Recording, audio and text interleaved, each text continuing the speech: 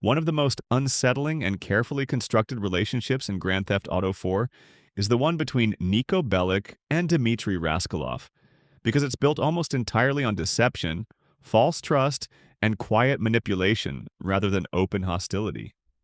Unlike louder figures in Liberty City, Dimitri doesn't rely on intimidation or chaos. Instead, he presents himself as calm, reasonable, and strategic, which immediately sets him apart from characters like Mikhail Faustin and makes him seem like a safer ally for someone in Niko's position. That illusion of stability is exactly what makes Dimitri so dangerous, and it's central to how GTA 4 explores betrayal and moral compromise. When Niko first meets Dimitri, he appears to be the voice of reason within the Russian criminal circle. He openly criticizes Mikhail's recklessness and frames himself as someone who wants order, profitability, and long-term thinking. For Niko, who values survival and practicality, Dimitri initially seems like a preferable partner. This is a deliberate narrative move by Rockstar. The player is encouraged to trust Dimitri for the same reasons Niko does.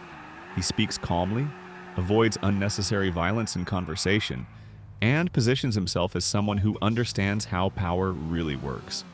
In a city filled with volatile personalities, Dimitri feels controlled. That trust culminates in the pivotal mission where Niko is manipulated into killing Mikhail Faustin. Dimitri frames the assassination as a necessary act to protect everyone involved, claiming Mikhail's paranoia has made him a liability. From a surface-level perspective, Dimitri's logic appears sound. Mikhail is unstable, drunk, and unpredictable, and removing him seems like it would bring peace. What Dimitri never reveals is that this act also removes his main obstacle to power and places Niko directly in his debt. Niko believes he's making a pragmatic choice, but in reality, he's being positioned as expendable muscle.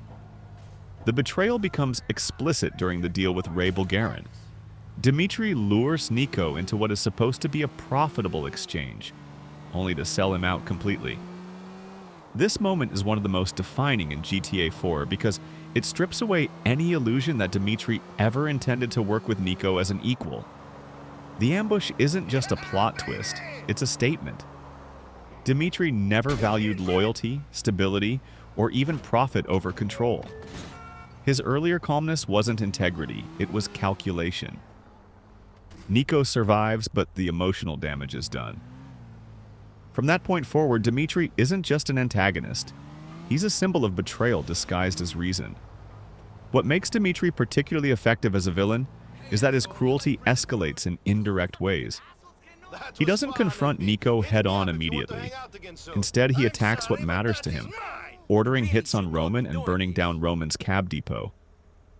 This shift from professional betrayal to personal vendetta reveals Dimitri's true nature. When his control is challenged, he becomes vindictive and cruel, using proxies and influence rather than brute force. For Niko, this confirms a hard truth he already understands from his past. The most dangerous enemies are the ones who hide their intentions behind polite words and strategic thinking. The relationship between Niko and Dimitri ultimately forces the player to confront the cost of misplaced trust.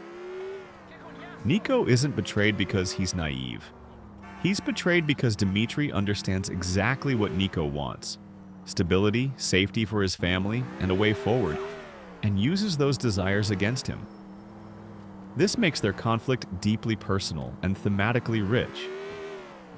Dimitri represents the illusion of order in a corrupt system, while Niko represents someone trying to navigate that system without losing himself completely. By the time the game reaches its final act, Dimitri's role in Niko's life has reshaped his understanding of Liberty City. Trust is no longer something earned through words or appearances.